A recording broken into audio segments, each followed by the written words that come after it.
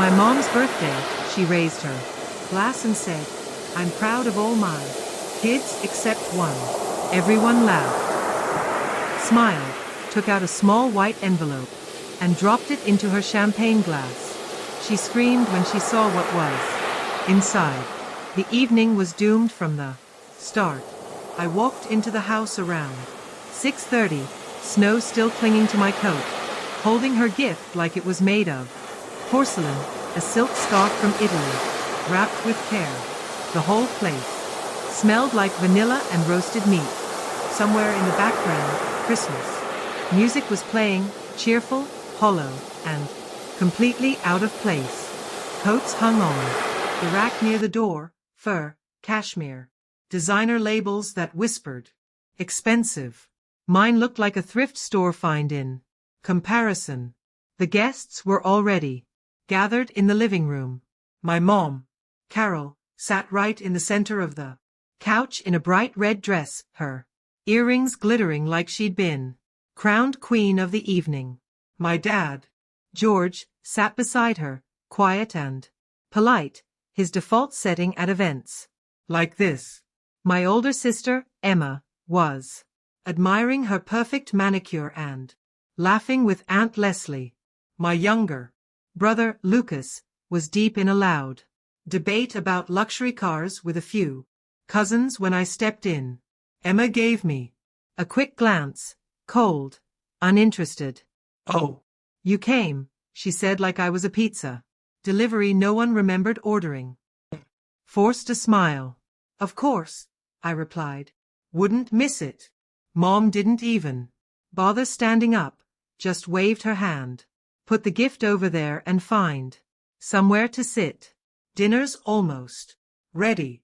I hung up my coat and placed the small gift box with the others, most of the massive, glossy, branded shopping bags that looked like they belonged in a window display. Everything looked festive, but it felt empty. And not the kind of empty that catches you off guard, the kind you get used to. While the servers passed around champagne, I stepped to the far end of the long table. No one offered me a closer seat. That's when I saw it. Above the fireplace where the old family portrait used to hang were two large framed photos matching expensive frames hung with care. In one, Emma stood in front of the Eiffel Tower dressed in an all-white designer outfit, striking a pose that screamed magazine shoot. In the other, Lucas stood proudly in a sleek modern office, holding a plaque that read, "Startup of the Year." There was no photo of me. There used to be an old graduation picture back when I still tried to smile. Now just empty space, like I'd been quietly erased. I looked away, took a glass of champagne, and didn't say a word. Dinner was served. The food was extravagant. Duck with orange glaze, truffle mashed potatoes, tiny sculpted salads, and glass bowls. It all looked beautiful, smelled like money, and tasted like nothing. The conversations revolved around the usual things, other people's success. Emma bragged about her new collection in Paris. Lucas talked about opening his first coffee shop. Aunt Leslie, bless her, went full fan club. "You have such a talented family," she said. Carol, Mom, beamed like she'd raised royalty. Not a single person asked me a thing. Even Dad, who normally tries to play neutral, just nodded at me when I sat down, then forgot I existed. At one point I mentioned quietly that I just moved into a new apartment. Mom didn't even pretend to care. "Emma, did you tell them about Paris?" she said, cutting me off and passing her another glass of champagne. I looked down at my plate and focused on my fork. In this house, I've always been background noise, furniture, a glitch in their perfect design. By the time the toast started, I already knew how the night would end. Dad half-hearted to family, health, Aunt Leslie, to our children's success. Lucas half joking too. The burden of being a genius. Laughter. And then Mom stood up. The room quieted. Glasses clinked. She adjusted the silk scarf on her shoulder and looked around with pride. I'm proud of my children, she said loud. Proud of Emma, our shining star. Proud of Lucas, so bright and kind. She paused for effect. I held my breath, then she smiled. Proud of all my children except one. Laughter rippled through the room. Nervous, forced, a few stifled chuckles. Dad smiled into his plate. Emma covered her mouth like she was embarrassed. Wasn't. Lucas raised his glass toward me, smirking. I didn't cry, didn't hunch, or shrink, but something inside me finally, quietly clicked shut like a door that had been waiting years to close. I stood, picked up my purse, and took out the envelope, walked over to Mom. Her glass was already on the table. She wasn't even looking.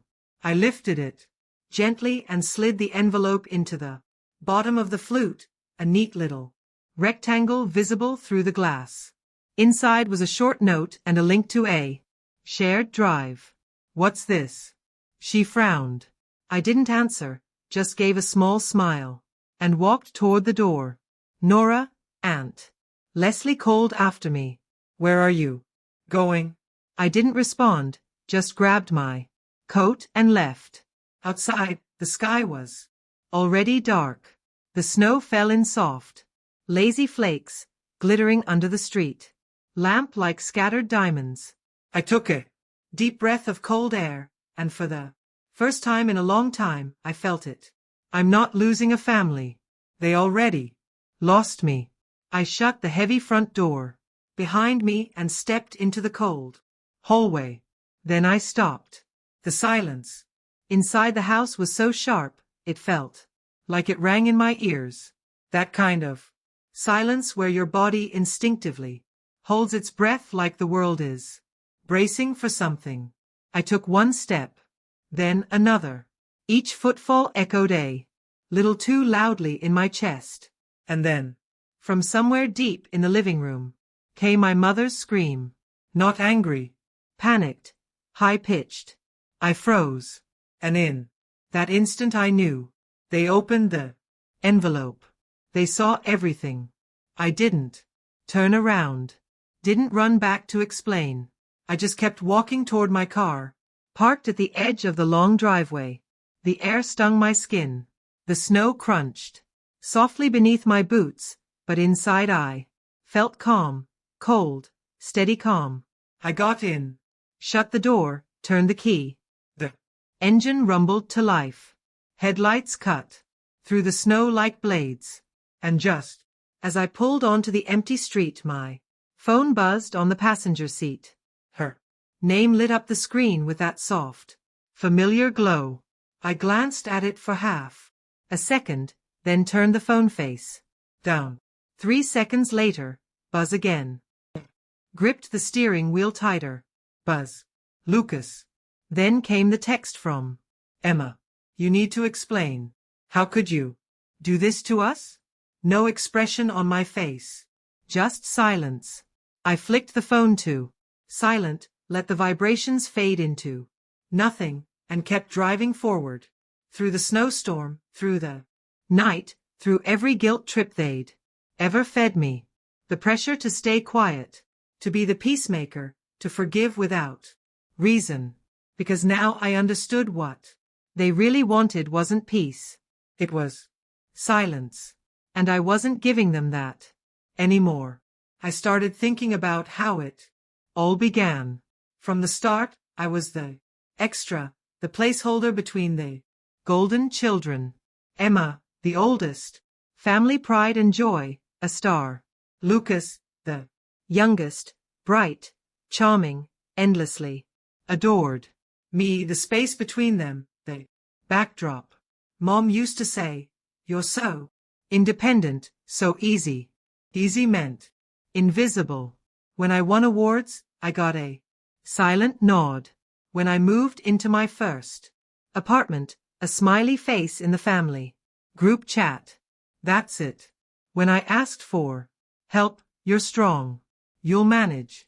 So, I managed, worked, paid rent, covered bills I couldn't afford, sent money to help them out, even when I was barely scraping by, quietly hoping, naively, that maybe one day they'd see me, that it would matter. But the truth was different. When Emma had an art show, they bought her gowns that cost more than my rent. When Lucas dropped out of yet another program, Mom took him out. 4 mental health lunches at 5-star restaurants. When I asked for a small loan to get a root canal, Dad sighed and said, "Times are tough. Just can't afford that right now." Meanwhile, they were shopping for Emma's new car. It might have stayed buried if not for one slip.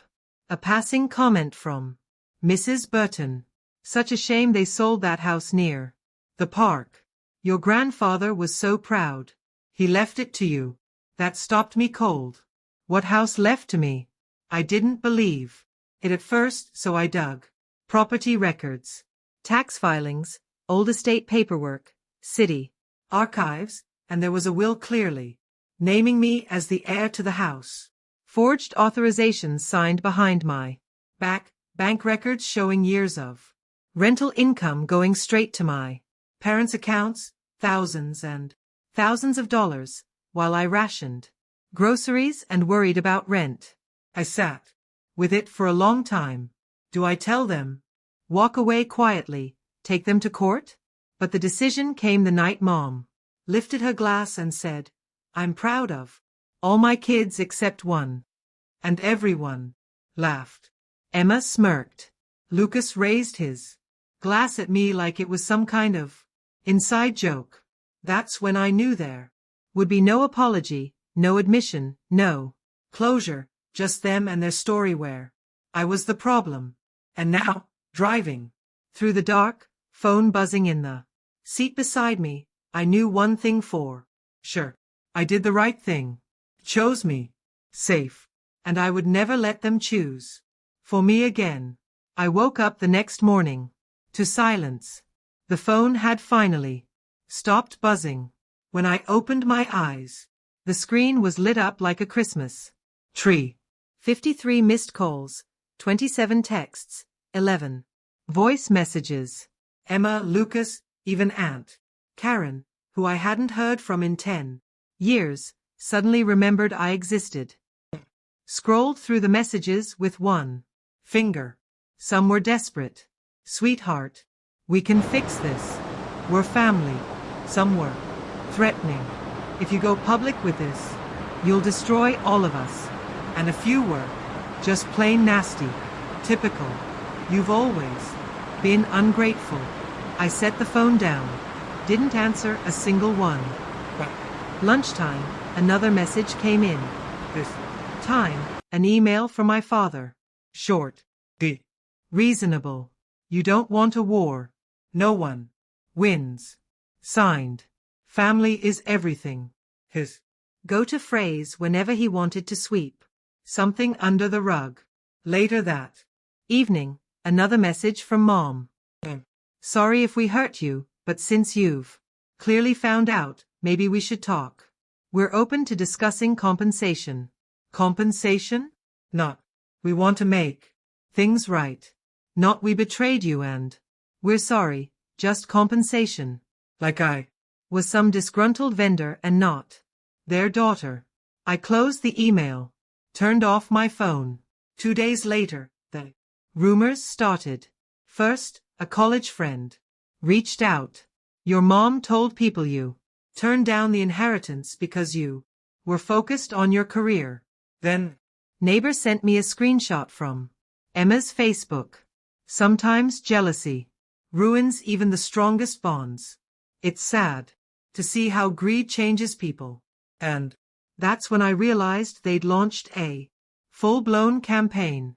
The goal was simple: discredit me, so that if the truth ever came out, people would already be doubting my side. It was textbook.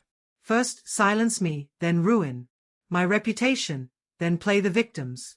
So, I spent the entire next day in a lawyer's office.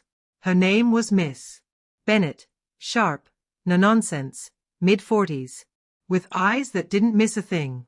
When I laid everything out, the will, the documents, the tax records, she didn't flinch, just nodded.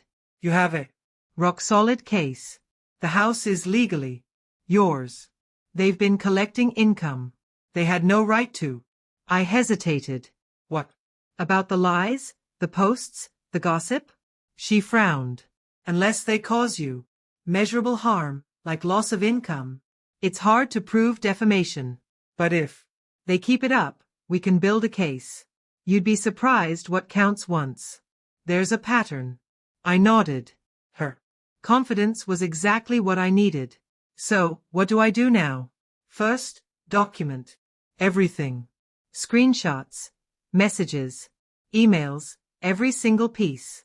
Second, keep everything formal. Third, no more private communication. All contact goes through me. On the drive home, one thing became clear. They weren't going to stop. To them, the truth was dangerous, and I was the traitor who'd chosen herself over their script. But I wasn't scared anymore. I wasn't the old Nora who quietly cleared dishes while everyone toasted Emma. I knew exactly what their family values were worth, and I knew what I was worth now, too.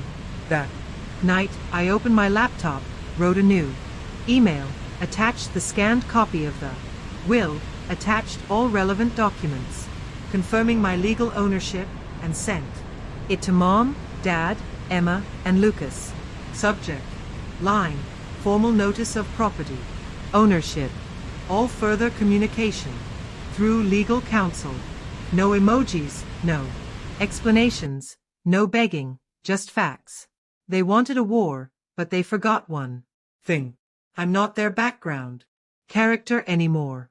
The letter Miss Bennett sent on my behalf was about as warm as a blizzard. 2 pages, 0 pleasantries, and each sentence landed like a warning shot. It laid everything. Oh, the house legally belonged to me, and my parents had collected rent on it 4 years while forging my signature. Behind my back, they had 5 business days to respond, or we'd file a civil suit for restitution and damages and forward evidence of fraud to the district attorney. It should have felt like a victory, but it was far from over. This was just the opening move. Spent the next 3 days waiting for the sky to fall. The first nothing, just silence. No angry texts, no late night calls, not even a passive-aggressive meme from Emma, which frankly was suspicious. Then it started, not with a bang, but with a seal. A sleek white envelope slid through my mail slot.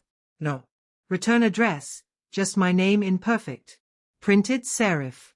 Inside, a revised agreement from a law firm I'd never heard of. The header made me squint. Whitmore Law. The letter was condescendingly cordial. I was encouraged to resolve this unfortunate conflict privately and avoid unnecessary emotional distress by signing a mutual agreement. It sounded reasonable if you didn't actually read it. The fine print. I'd be surrendering all claims to the property, forfeiting any right to sue, and agreeing never to discuss it publicly. In exchange, a payout that wouldn't even cover 2 years of rent in this city. Oh, and I'd have to sign a lifetime non-disclosure agreement. Classic corporate strategy. Pay the problem to shut up. I didn't even bother forwarding it to Miss Bennett. Just tossed it onto the kitchen counter and laughed. Dry, tired, bitter. The next day, another envelope, same white paper. Same we can resolve this like adults. Tone, different terms, slightly higher. Payout, and a new clause. I'd also have to sign a statement retracting any prior defamatory implications regarding the Hale family's financial conduct. In plain English, they wanted me to say I lied. I started keeping the envelopes in a drawer. I didn't read most of them. Just watched the pile grow. And then I noticed the car. It showed up on Thursday. Black sedan, tinted windows. Parked across the street and facing my apartment. Could have been anyone. Neighbor, a delivery guy, a random car. But it was there again on Friday and Saturday. Same model, same spot, lights off, engine silent. I started checking the locks twice, then 3 times. And just when I was starting to think maybe I was imagining things, maybe the stress was getting to me, there was a knock at the door. It was 9:47 p.m. I checked the peephole. 2 men, suits, one holding a clipboard, the other just standing there, hands in his coat pockets. Didn't open the door. Miss Hale, one of them called out. We just need a quick signature on something for clarification. Clarification? Sure. I'm not signing anything, I said. Through the door. Of course, of course. He chuckled like we were old friends. No pressure, just easier if we handle this quickly. I said nothing. After a moment, footsteps retreated. When I opened the door, a crack a few minutes later, they were gone. But a folder had been slid onto my welcome mat. Inside, in thick black letters. This can end now if you sign. That night, I called Miss Bennet. My voice shook for the first time since this started. She didn't panic. She just said, pack a bag. Go stay with someone. Do not go home tonight. I grabbed my essentials, laptop, documents, the envelope pile, and booked it to Christina's. Her apartment was barely bigger than my old dorm room. The couch had a sinkhole in the middle, and her dog immediately took over my blanket. Was the safest I'd felt in weeks. Broke down for a full minute. No words. Just that silent, gut-deep kind of crying that doesn't need sound to hurt. They're acting like I'm dangerous, I finally said, voice barely above a whisper. Like I'm a threat. Christina didn't miss a beat. No, they're acting like you have power. That's new for them. She made tea. I couldn't drink it, but I held the mug just to feel something warm. 2 days later, while I was still camped on her couch, Miss Bennet called with a different tone. Tighter, sharper. I found something, she said. Turns out Cal Whitmore, yes, that Cal had advised my family from the very beginning to suppress the will. Worse, one of his junior associates had leaked a thread of internal emails that proved he knew the POA forms were forged. Cal didn't just take on the case. He orchestrated the whole campaign. Miss Bennet filed a complaint with the state bar before lunch. By dinner, we'd forwarded the new documents to the district attorney's office. And just like that, the air changed. Suddenly, the silence wasn't mine. It was theirs. No more letters, no more cars. Nora Hale had stopped playing defense. We didn't announce anything publicly. No posts, no leaks, no threats. We just prepared for trial. And that's when they made one last attempt to buy me off. Another envelope. This one delivered by courier. Inside, a 6F figurer. Offer, a pre-written apology, and a full release clause. All I had to do was sign, and pretend none of it ever happened. Stared at the paper for a long time. Thought about the years I spent scraping while they collected rent off a property I didn't know I still owned. Thought about every holiday dinner where my chair was optional. Every text left unread every time I got "we can't help right now" while Lucas got another gift. Wrapped safety net. Then I thought about the knock at my door, the folder, and I set the offer on fire. Literally. Christina's sink had scorch marks for a week. Worth it. The next morning, the DA's office called. We're moving forward with criminal charges, the woman said. Forgery, fraud, possibly. Identity theft. We'll need you to confirm some signatures in court. Said, yes, I didn't even flinch. They say courtrooms are where the truth comes. Oh, that's generous. Courtrooms are where truth shows up wearing a blazer, sits stiff in a chair, and hopes someone believes her before she runs out of time. Here's section 4 of the rewritten story with punctuation added, continuing exactly where we left off. The day of the trial, I wore navy. Not black, too grim, not gray, too apologetic. Navy said, I'm not here to mourn. I'm here to be heard. Cal Whitmore was already at the plaintiff's table when I walked in. Expensive. Haircut, gold watch, perfectly folded, pockets square like he was auditioning for a legal drama where no one ever loses. He didn't look at me. Mom did. Just briefly. She was sitting beside Dad, who looked like he hadn't slept in a week. Emma wasn't there. Lucas was. His expression said, I didn't sign up for this, which was funny considering he actually had signed things illegally. Sat beside Miss Bennet, who passed me a folder and whispered, stay calm. Let the evidence speak first.